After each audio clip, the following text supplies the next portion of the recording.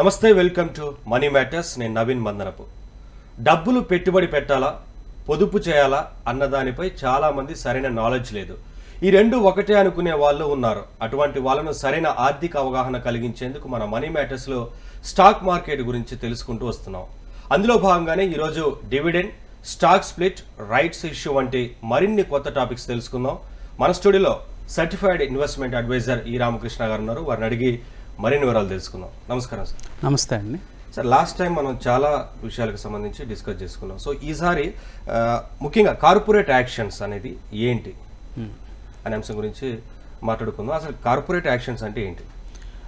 Corporate actions అంటే ఒక listed company, బేసిక్గా ఎనీ కార్పొరేషన్ లిస్టెడ్ కావచ్చు లేదా public limited private limited company కావచ్చు, వాళ్ళు చేసే యాక్షన్స్ని మనము కార్పొరేట్ యాక్షన్స్ అంటాము. అంటే ముఖ్యంగా ఇన్వెస్టర్స్ని ఉద్దేశించి కాదు, ఇన్వెస్టర్కి సంబంధించిన విషయాల్లో వాళ్ళు చేసే ప్రతి క్రియని కార్పొరేట్ యాక్షన్స్ కింద తీసుకోవచ్చు. మనం స్టాక్ మార్కెట్ పాయింట్ ఆఫ్ వ్యూలో మాట్లాడుతున్నాం కాబట్టి ఇప్పుడు పబ్లిక్ లిమిటెడ్ కంపెనీ చేసే కార్పొరేట్ యాక్షన్స్ మనం చూద్దామండి. అంటే ఈరోజు ఎపిసోడ్లో ముఖ్యంగా ఇక్కడ డిఫరెంట్ కైండ్ ఆఫ్ యాక్షన్స్ వాళ్ళు చేస్తారు. అంటే రకరకాలుగా కంపెనీ డివిడెండ్స్ ఇవ్వటం, తర్వాత రైట్స్ ఇష్యూ ఇవ్వటం, తర్వాత స్టాక్ బోనస్ ఇవ్వటం, తర్వాత స్టాక్స్ని స్ప్లిట్స్ చేయటం, తర్వాత అక్విజిషన్స్, మెర్జర్స్, స్పిన్ ఆఫ్స్, ఇట్లాంటి యాక్షన్స్ అన్నీ ప్రధానంగా మనం కార్పొరేట్ యాక్షన్స్ కింద చెప్పుకోవచ్చు అండి. స్టాక్ స్ప్లిట్ చేయడం అంటే ఏంటి సార్? స్టాక్ స్ప్లిట్ చేయడం అంటే ఇప్పుడు మన దగ్గర కొన్ని షేర్స్ ఉంటాయండి. అంటే ఒక కంపెనీకి సంబంధించిన షేర్స్ ఉంటాయి. ఆ షేర్స్కి ఒక ఫేస్ వాల్యూ అని ఉంటుంది. ఫేస్ వాల్యూ అంటే ఒక్కొక్క company share face value 10 rupees ఉండొచ్చు, 2 రూపీస్ ఉండొచ్చు, 5 రూపీస్ ఉండొచ్చు. ఆ కంపెనీ ఫేస్ వాల్యూని స్ప్లిట్ చేయటం అంటే ఇప్పుడు 10 రూపీస్ ఉన్న ఫేస్ వాల్యూని 2 రూపీస్ కింద స్ప్లిట్ చేశారనుకోండి, అంటే మీ దగ్గర ఉన్న షేర్స్ ఆటోమేటిక్గా మీ డిమాట్ అకౌంట్లో 5 టైమ్స్ మల్టిప్లై అయిపోతాయి. ఫర్ ఎగ్జాంపుల్, మీ దగ్గర 100 షేర్స్ ఉన్నట్లయితే అవి 10 రూపీస్ ఫేస్ వాల్యూ కాస్త 2 రూపీస్ ఫేస్ వాల్యూ కింద మారిపోయి అవి 500 షేర్స్గా మారిపోతాయి.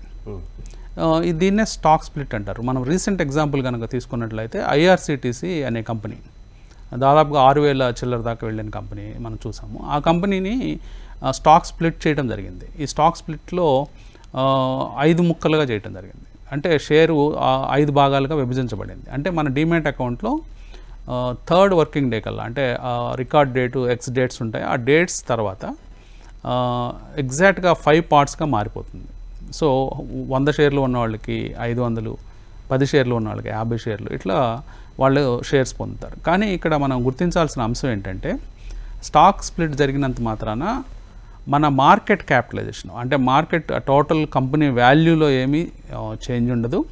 అట్లాగే మన పోర్ట్ఫోలియోలో కూడా ఏమీ ఇబ్బంది ఉండదు, అంటే తగ్గిపోవటం అనేది ఏమి ఉండదు. ఎందుకంటే షేర్స్ మల్టిప్లై అవుతాయి, అలాగే ప్రైస్ కూడా 5వ వంతుగా మారిపోతుంది అదే రోజు. తర్వాత అక్కడి నుంచి కంపెనీ గ్రో అవుతుందా లేకపోతే తగ్గిపోతుందా అనేది దాని భవిష్యత్తు ఆర్థిక అంశాల మీద ఆధారపడి ఉంటుంది. ఓకే, దీనివల్ల ఎవరికి లాభం ఉంటుంది అనుకోవచ్చు? స్ప్లిట్ చేయడం వల్ల ఏంటి అసలు బెనిఫిట్స్? అంటే స్ప్లిట్ చేయడం వల్ల బెనిఫిట్ ఏంటంటే అండి, ఇప్పుడు షేర్ ప్రైసెస్ అబ్నార్మల్గా మారిపోయినప్పుడు, అంటే అబ్నార్మల్గా అంటే ఇప్పుడు ఐఆర్సిటీసీ ఇందాక మనం తీసుకున్న ఎగ్జాంపుల్ తీసుకుంటే 6,000 రూపాయల దాకా వెళ్ళిపోయింది. సో 6,000 రూపాయల దాకా వెళ్ళిపోయినప్పుడు ఆ షేర్ ట్రేడింగ్ చేసేటప్పుడు కానీ, ఇన్వెస్ట్ చేసేటప్పుడు కానీ కొత్త ఇన్వెస్టర్స్ను అట్రాక్ట్ చేయలేదు అది.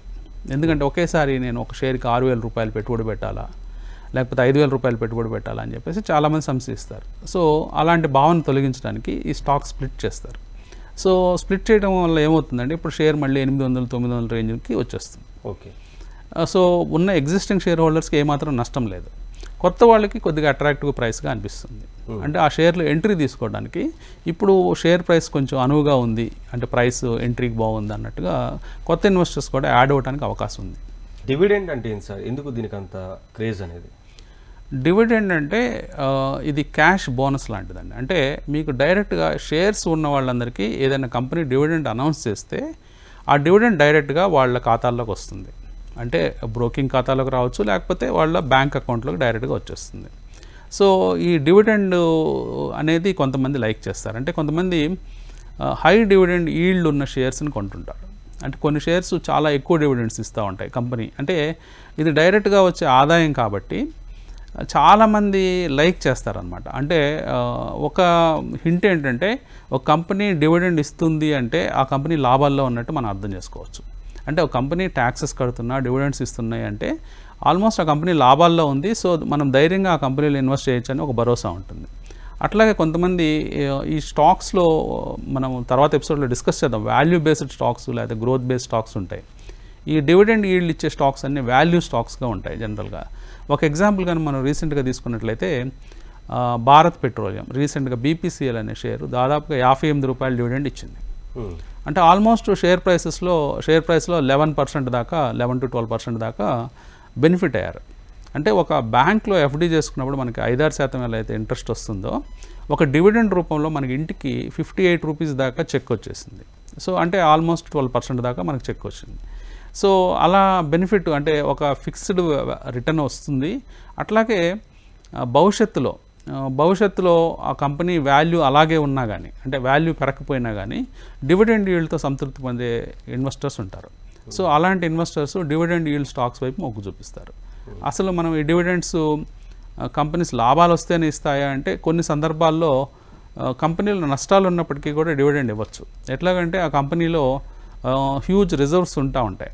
జనరల్గా మనం ఇలాంటి కేసెస్ కనుక చూసినప్పుడు Tata based companies, Tata steel కావచ్చు, టాటా మోటార్స్ కావచ్చు, ఇలాంటి కంపెనీస్ యూజువల్గా డివిడెండ్ స్కిప్ చేయడం అనేది చాలా రేర్ కేసులో మనం చూస్తాం.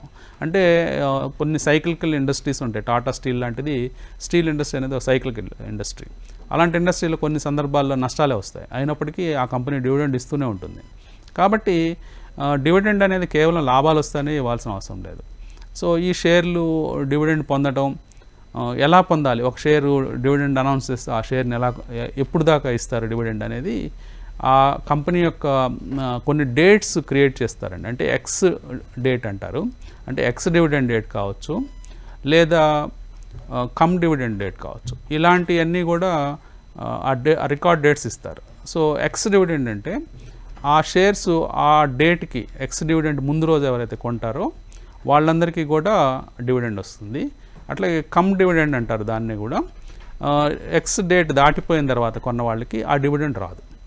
సో దాని ద్వారా అంటే ఇప్పుడు సపోజు చిన్న అమౌంట్స్ అయితే, ఇప్పుడు 2 రూపాయలు 3 రూపాయలు అయితే ప్రైసెస్లో పెద్ద ఫ్లక్చువేషన్ రాదు. డివిడెండ్ 2-3 రూపాయలు అయినప్పుడు స్టాక్ ప్రైసెస్లో పెద్ద ఫ్లక్చువేషన్ రాదు. కానీ డివిడెండ్ హ్యూజ్గా ఉన్నప్పుడు, ఇందా చెప్పుకున్నట్టు బీపీసీఎల్లో 58 రూపాయలు డివిడెండ్ ఇవ్వడం జరిగింది. 58 రూపీస్ డివిడెండ్ ఇచ్చినప్పుడు ఆ ప్రైస్ దాదాపుగా 50 రూపాయలు 55 రూపాయల దాకా కట్ అయిపోతుంది ఎక్స్ డివిడెండ్లో. సో ఎక్స్ డివిడెండ్ డేట్ అంటే ఎక్స్ డేట్ దాటిన తర్వాత నెక్స్ట్ డే నుంచి ఒక 50 to 55 రూపీస్ కట్ అయిపోయి అక్కడి నుంచి ట్రేడింగ్ మొదలవుతుంది. సో ఇది ఇన్వెస్టర్స్ గమనించాలి. సో కొంతమంది డివిడెండ్ లైక్ చేస్తారు కాబట్టి డివిడెండ్ ఈల్డ్ స్టాక్స్ కొనుక్కుంటారు. జనరల్గా నిఫ్టీ 50 స్టాక్స్ కనుక తీసుకున్నట్లయితే అవి పెద్ద కంపెనీస్, ఆ కంపెనీస్ కూడా డివిడెండ్స్ రెగ్యులర్గా ఇస్తాయి. ఆ కంపెనీస్లో మనం డివిడెండ్ ఈల్డ్ కనుక గమనించినట్లయితే దాదాపుగా 1.5% నుంచి 2% దాకా ఉంటుంది. సో షేర్ ప్రైస్లో మనం 1.5% నుంచి 2% దాకా పొందొచ్చు dividend. Okay sir, rights issue అంటే ఏంది ఒకటి, తర్వాత బైబ్యాక్ అనేది ఏంటి, ఈ రెండింటికి తేడా? అంటే రెండు క్వైట్ ఆపోజిట్ అండి యాక్చువల్గా. ఫస్ట్ రైట్స్ ఇష్యూ గురించి మనం చూద్దాం. రైట్స్ ఇష్యూ అంటే రైట్స్ అంటేనే హక్కు.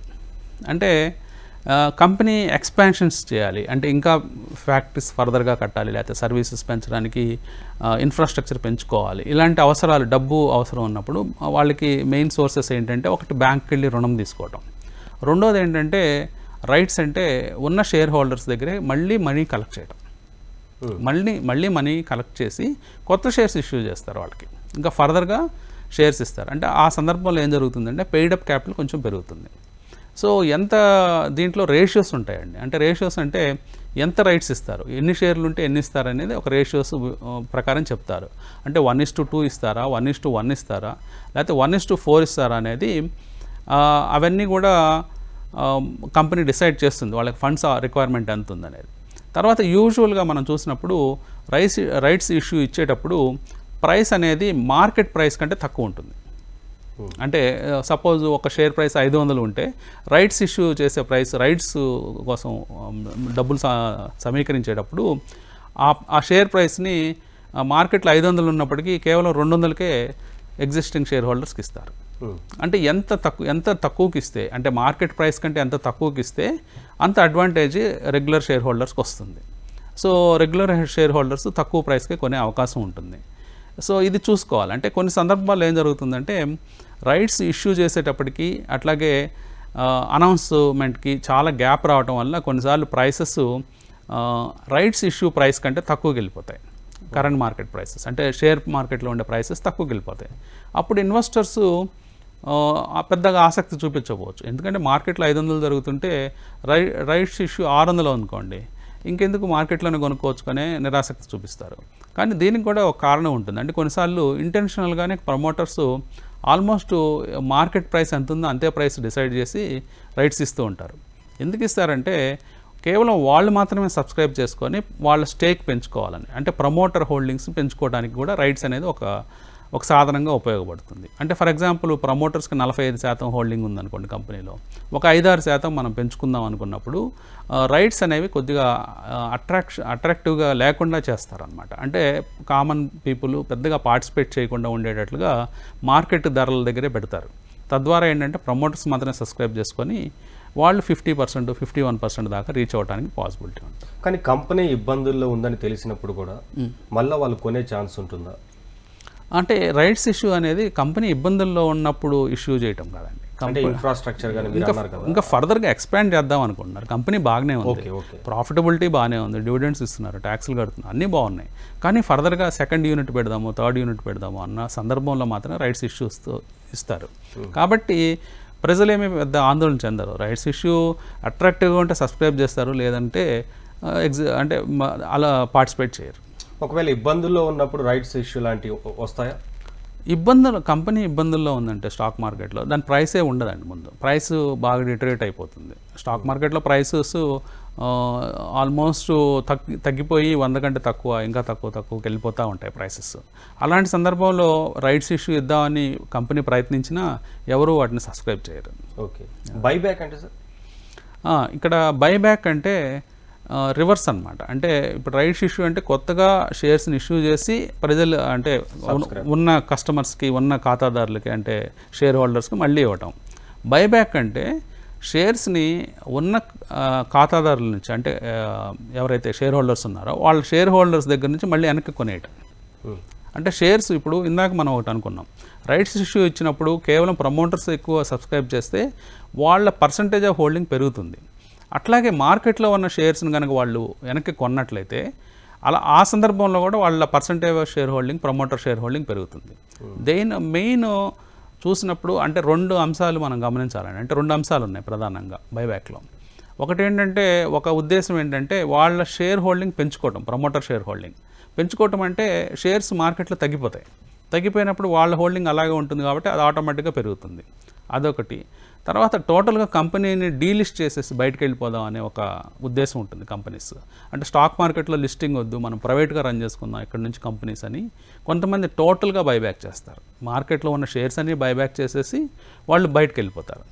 ఫర్ ఎగ్జాంపుల్ గతంలో ఉన్న మంచి కంపెనీస్ మనం చూసినట్లయితే క్యాడ్బరీ అనే కంపెనీ ఉండేది, పాపులర్ చాక్లెట్ కంపెనీ. ఆ కంపెనీ మొత్తం బైబ్యాక్ చేసి వెనక్కి వెళ్ళిపోయింది స్టాక్ మార్కెట్ నుంచి. అట్లాగే ఓటిస్ లిఫ్ట్స్ అని ఉండేది, అలాంటి కంపెనీ కూడా మొత్తం బైబ్యాక్ చేసేసి స్టాక్ మార్కెట్ నుంచి డీలిస్ట్ అయిపోయింది. సో ఇట్లాంటి డీలిస్ట్ కార్యక్రమాలకు కూడా బైబ్యాక్ని ఉపయోగిస్తారు.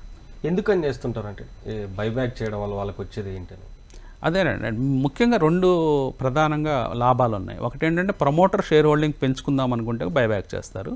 రెండో సందర్భంలో టోటల్గా కంపెనీ బయటకు వెళ్ళిపోదాం అంటే ప్రైవేట్ చేసుకుంటే దానివల్ల వచ్చే ఉపయోగాలు ఏంటంటే వాళ్ళు కంపెనీని ఫ్యూచర్ని ఊహిస్తున్నారు అనమాట. అంటే ఇంకా భారీగా వృద్ధి చెందే అవకాశాలు ఉన్నాయి.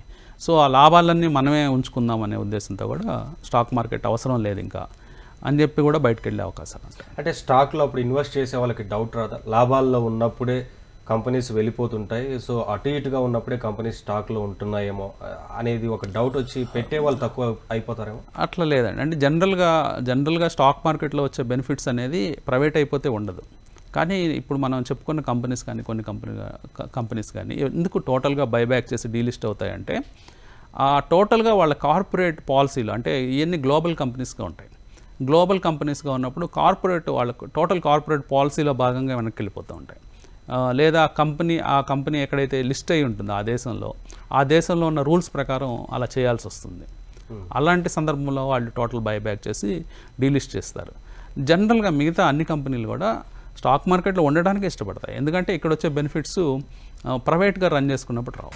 ఇప్పుడు కంపెనీలు కలిసిపోయాయి అని చెప్పి మార్కెట్లో ఒక న్యూస్ వస్తూ ఉంటుంది, లేదంటే ఏదో జరిగింది అన్న ఒక వార్త వస్తూ ఉంటుంది. సో ఏంటి సార్ అలాంటి పాసిబిలిటీస్ ఉంటాయి? అసలు ఏం జరుగుతుంది దానికి? అంటే వీటిని మెర్జర్స్ అంటారండి.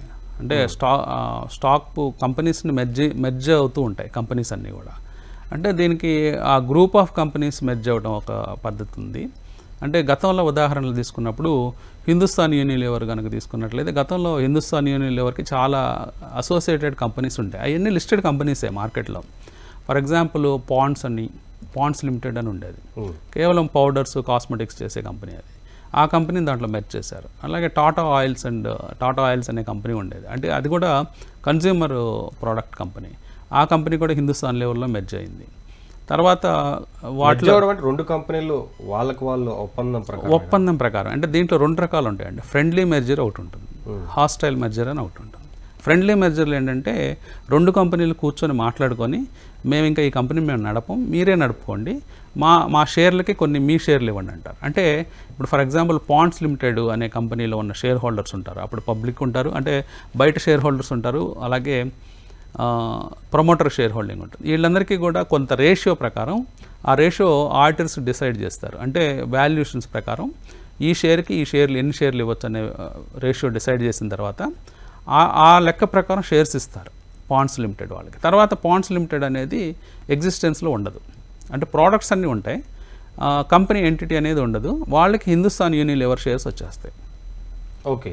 అట్లాగే బ్రూక్ బాండ్ అనే కంపెనీ కూడా హిందుస్థాన్ యూనిలివర్లో కలిసిపోయింది. అట్లాగే ఐటీసీలో కూడా తీసుకున్నప్పుడు ఐటీసీ ఫస్ట్లో కేవలం టొబాకో ప్రోడక్ట్స్ మాత్రమే చేసేది. తర్వాత వాళ్ళకున్న ఎగ్జిస్టింగ్ కంపెనీస్ అన్నీ కానీ like ITC Bhadrachalam paper boards, తర్వాత ఐటీసీ హోటల్స్ లిమిటెడ్, అంటే మన కాకతీయ హోటల్ ఇవన్నీ గ్రూపు, తర్వాత ఐటీసీ క్లాసిక్ ఫైనాన్స్, ఇట్లాంటి కంపెనీస్ అన్నీ ఉండేవి. ఆ కంపెనీస్ అన్నీ కూడా ఐటీసీలో మెర్జ్ అయిపోయినాయి. సో వీటిని బేసిక్గా మెర్జ్ చేసేసుకొని ఒకే ఎంటిటీగా రన్ చేస్తారు. అంటే దీనికి కారణాలు ఏంటంటే మెయిన్గా కంపెనీస్ నెంబర్ ఆఫ్ అంటే కార్పొరేట్ హెడ్స్ని తగ్గించుకోవడం, తర్వాత సైజ్ వైజ్గా పెద్ద కంపెనీస్కి అవతరించడానికి పనికి వస్తుంది. సో ఇవన్నీ కారణాలుగా తర్వాత ఒక ప్రోడక్ట్లో పర్సంటేజ్ తగ్గిపోతుంటే, అంటే మార్కెట్ షేర్ తగ్గిపోతున్నా లేకపోతే దాన్ని సేల్ తగ్గిపోతున్నా కంపెనీ సైజ్ తగ్గకుండా ఉండడానికి కూడా ఈ మెర్జర్స్ ఉపయోగపడతాయి. తర్వాత ఇందాక చెప్పుకున్నట్టు హోస్టైల్ టేక్ ఓవర్స్ ఉంటాయి. హోస్టైల్ టేక్ ఓవర్ అంటే ఫ్రెండ్లీ మెర్జర్ ఉండదు. అంటే అక్కడ ఏం చేస్తారంటే బలవంతపుగా మెర్జ్ చేస్తారు. అంటే బలవంతంగా అంటే మార్కెట్లో ఉన్న షేర్స్ కొనుక్కోవడం, మార్కెట్లో ఆ కంపెనీ షేర్స్ కొనేసి ఆ కంపెనీని మెర్జ్ చేసుకోవడం జరుగుతుంది. అలాంటివి ఇండియాలో తక్కువగా జరిగినాయి. వాటిలో ఒక బిగ్ ఎగ్జాంపుల్ ఏంటంటే చెప్పుకోవచ్చు అంటే రాశి సిమెంట్స్ అనే కంపెనీ ఉండేది. రాశి సిమెంట్స్ అనే కంపెనీని ఇండియా సిమెంట్స్ అనే వాళ్ళు కొన్నప్పుడు హోస్టైల్గా జరిగింది. అది అంటే ప్రమోటర్ ఇష్టపూర్వకంగా కాకుండా మార్కెట్లో షేర్స్ వాళ్ళ కుటుంబ సభ్యుల షేర్స్ కొనుక్కొని ఆ కంపెనీ షేర్స్ అన్నీ కూడా ఇండియా సిమెంట్స్లో కలపడం జరిగింది. దీన్ని హోస్టైల్ టేక్ ఓవర్ అంటారు. సో ఇదొక టైప్ ఆఫ్ మెర్జింగ్. లీగల్గా పోవడానికి ఉండదు అంటే ఏంటి? లీగల్గా లేదండి, అంటే లా అలా ఉంది, మీరు ఎలా అయినా పొందొచ్చు. ఇప్పుడు మీరు షేర్స్ కొంటున్నారు, చిన్న ఇన్వెస్టర్ తక్కువగా ఉంటారు, పెద్ద ఇన్వెస్టర్ మొత్తం షేర్లు కొనుక్కునే అవకాశం ఉంటే మొత్తం కొనుక్కొని కూడా ఆ కంపెనీని మెర్జ్ చేసేసుకోవచ్చు, తీసేసుకోవచ్చు. అంటే 51% ఒకవేళ ఆ కంపెనీకే ఉంటే వీళ్ళు కొనే పర్సెంటేజ్ లేదు. అలాంటి 51% ఉంటే హోస్టల్ టేక్ ఓవర్ కుదరదు. అదే 51% కంటే కొన్ని కంపెనీస్లో ఎలా ఉంటుందంటే కేవలం 20%, 10% ఉంటుంది. వాళ్ళ షేర్ 20%, ప్రమోటర్కి 20% ఉంటుంది. అప్పుడు వీళ్ళు ఏం చేస్తారంటే 51% ఆఫ్ ద షేర్స్ కొనేసి మార్కెట్లో అప్పుడు ఆ కంపెనీని మెర్జ్ చేసుకుంటారు. ఆ కంపెనీస్ ఎందుకు సార్ మరి 20% ఉంటే 80% వేరే వాళ్ళలో ఎవరైనా 51% మొత్తానికే బై చేస్తే కంపెనీని వాళ్ళు తీసుకునే ఛాన్స్ ఉంటుందన్న ఆలోచన చేయరా? అంటే ఏంటని?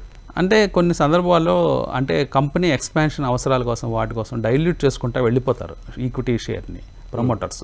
డైల్యూట్ చేసే పక్షంలో ఏమవుతుందంటే కేవలం 20-30% మాత్రమే మిగులుతుంది వాళ్ళ దగ్గర. కానీ వాళ్ళకి మిగతా పెద్ద పెద్ద కార్పొరేషన్స్ లైక్ ఎల్ఐసి లేకపోతే పెద్ద పెద్ద మ్యూచువల్ ఫండ్స్ వాళ్ళ కంపెనీ షేర్స్ 10-15% చొప్పున హోల్డ్ చేస్తూ ఉంటాయి. సో వాళ్ళతో కొంత అండర్స్టాండింగ్ ఉంటుంది. సో మీకు ఇబ్బంది రాకుండా మేము చూసుకుంటాము అనే పరిస్థితి ఉంటుంది. కానీ కొన్ని సందర్భాల్లో వాళ్ళ పర్సంటేజ్లు తక్కువ ఉండి ఎల్ఐసిలు బయట పెద్ద పెద్ద మ్యూచువల్ ఫండ్స్లో మిగతా వాళ్ళ అంటే షేర్ హోల్డర్స్ దగ్గర అంటే చిన్న రిటైల్ షేర్ హోల్డర్ దగ్గర ఎక్కువ పర్సంటేజ్ ఉన్నప్పుడు ఇట్లాంటి హోస్టైల్ టేక్ ఓవర్స్ జరిగే అవకాశం ఉంది. మీరు అంతకుముందు ఫ్రెండ్లీ మర్జ్ గురించి చెప్పారు సార్. ఒక విషయం, కంపెనీ లాస్లో ఉన్నప్పుడు ఇంకొక కంపెనీ లాస్లో ఉన్నప్పుడు వేరే కంపెనీ తీసుకోవడానికి ఇష్టపడుతుందా ఆ రకంగా మర్జ్ చేసుకోవడానికి? అంటే ఏ రకమైన ఎంఓయూ ఉంటుందని అక్కడ? అంటే ఇప్పుడు మీరు అడిగిన క్వశ్చన్ ఏంటంటే ఏదైనా లాస్లో ఉన్నప్పుడు ఎలాంటి మెర్జింగ్స్ జరుగుతూ ఉంటాయి. జనరల్గా దీన్ని ఏమంటారంటే రివర్స్ మెర్జింగ్స్ జరుగుతాయి. అంటే ఒక కంపెనీ స్టాక్ మార్కెట్లో లిస్ట్ అయి ఉంటుంది, లాసుల్లో ఉంటుంది, షేర్ ప్రైస్ తక్కువగా ఉంటుంది, అంటే 10 రూపాయలు 5 రూపాయలు అలా ఉంటుంది. అలాంటి కంపెనీని బయట వాళ్ళు ఏం చేస్తారంటే ఆ కంపెనీని కొని ఆ కంపెనీని మొత్తం షేర్స్ అన్నీ వీళ్ళు 50% 60% వాటాలన్నీ వీళ్ళు తీసేసుకుంటారు. ఇది అంటే హోస్టైల్గా కావచ్చు, ఫ్రెండ్లీగా కావచ్చు. తీసేసుకున్న తర్వాత వీళ్ళకున్న ఎగ్జిస్టింగ్ ప్రైవేట్ కంపెనీ పెద్ద కంపెనీ అయి ఉండొచ్చు. ఎగ్జిస్టింగ్ ప్రైవేట్ కంపెనీని ఆ కంపెనీలో మెర్జ్ చేస్తారు. దీన్ని రివర్స్ మెర్జింగ్ అంటారు. అప్పుడేం జరుగుతుందంటే కంపెనీ పేరు మారిపోతుంది. ఉన్న స్టాక్ మార్కెట్లో ఉన్న కంపెనీ చిన్న కంపెనీ, కానీ బయట కొన్న కంపెనీ పెద్ద కంపెనీ. ఈ కంపెనీని తీసుకెళ్ళి ఆ కంపెనీలో మెర్జ్ చేస్తారు. జనరల్గా ఇవి ఎక్కడ జరుగుతూ ఉంటాయంటే మనకు ఒక పెద్ద ప్రైవేట్ లిమిటెడ్ కంపెనీ ఉంటుంది, కానీ ఈ ఐపీఓ ఇవ్వటము, తర్వాత ఇనిషియల్ పబ్లిక్ ఆఫర్ ఇవ్వటము, తర్వాత స్టాక్ మార్కెట్లోకి ఎంటర్ అవ్వడం, ఇదంతా పెద్ద లెంగ్తీ ప్రాసెస్. ఈ ప్రాసెస్ని అంటే స్కిప్ చేయడానికి, ఈ ప్రాసెస్ని స్కిప్ చేసి తొందరగా స్టాక్ మార్కెట్లో లిస్ట్ అవుదాం అనుకునే వ్యక్తులు ఏం చేస్తారంటే స్టాక్ మార్కెట్లోనే లిస్ట్ అవుతూ అంటే ఏమీ సేల్స్ ప్రాఫిట్స్ ఏమీ లేని కంపెనీలు ఉంటాయి. అలాంటి కంపెనీస్ని ఏం చేస్తారంటే వీళ్ళు కొనేస్తారు. ఆల్మోస్ట్ 60% వాటాలు కొనేసి ఆ కంపెనీలోకి ఈ కంపెనీని మెర్జ్ చేస్తారు. వాళ్ళ ఎగ్జిస్టింగ్ కంపెనీ చాలా పెద్దగా ఉంటుంది. ఆ కంపెనీని మెర్జ్ చేసినప్పుడు దాన్ని రివర్స్ మెర్జింగ్ అంటారు. వీటికి మనం పాపులర్ ఎగ్జాంపుల్ తీసుకున్నప్పుడు ఇప్పుడు మనం ఐసిఐసిఐ బ్యాంక్ చూస్తాం. యాక్చువల్గా ఐసిఐసిఐ బ్యాంక్ అనేది ఇదివరకు బయట ఉండేది, అంటే లిస్టెడ్ కంపెనీ కాదు. అంతకుముందున్న లిస్టెడ్ కంపెనీ వచ్చేసి ఐసిఐసిఐ లిమిటెడ్, అంటే industrial credit and investment corporation of India అని ఉండేది. అంటే ఒక ఫైనాన్స్ కంపెనీ అది. ఆ కంపెనీ చాలా చిన్న కంపెనీగా ఉండేది, కానీ బయట ఉండే private company ICICI bank limited అనేది చాలా పెద్ద కంపెనీ. ఇక్కడ రివర్స్ మెర్జర్ జరిగింది. సో ఈ ఐసిఐసిఐ బ్యాంక్ లిమిటెడ్ ఐసిఐసిఐ లిమిటెడ్ని కొనేసి అక్కడి నుంచి రివర్స్ మెర్జర్ అయిపోయి ఇప్పుడు మనం చూస్తున్న ఐసిఐసిఐ బ్యాంక్ లిమిటెడ్ అనేది మనం చూస్తూ ఉంటాం. Thank you sir. చాలా అంశాలకు సంబంధించి ఈరోజు స్టాక్ మార్కెట్లో వాటన్నిటికి సంబంధించి కూడా మాట్లాడుతూ వచ్చారు. ఇది వాళ్ళ మనీ మ్యాటర్స్. చూస్తున్నామండి హెచ్ఎం టీవీ. వార్త ఆగదు, నిజం దాగదు.